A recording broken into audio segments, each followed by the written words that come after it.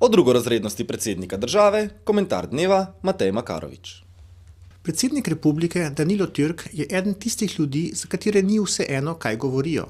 Združitev osebe in institucije v enem pomeni posebno odgovornost, saj ne gre le za enega od politikov, temveč za osebo, ki nominalno predstavlja slovensko državo.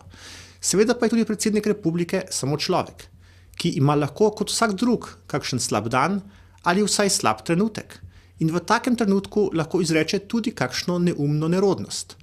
Ker predsedniku republike ne pripisujem nobenih zlih stališč in namenov, verjamem, da je bila takšna neumna nerodnost tudi njegova izjava, da so povojni množični poboji samo drugorazredna tema. Natanko to je namreč povedal novinarjem.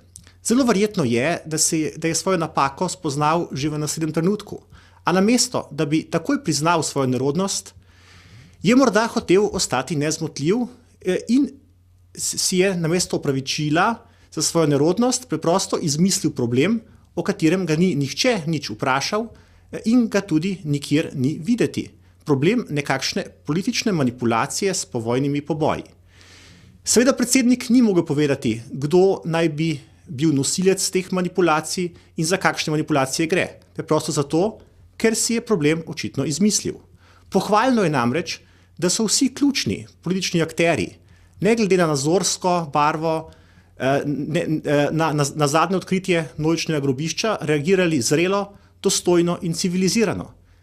Edina omembe vredna izjema je bil prav predsednik Türk s svojo čudno izjavo o drugorazredni temi.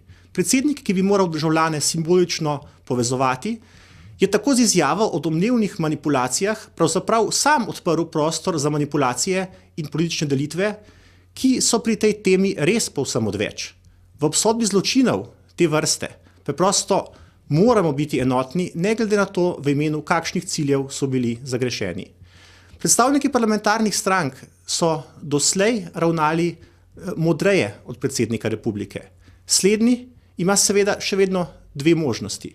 Da se dostojno opraviči za storjeno napako, kar je človeško, ali pa arogantno vztraja v prepričanju o lastni nezmotljivosti. Na podlagi tega ga bomo državljani tudi presojali.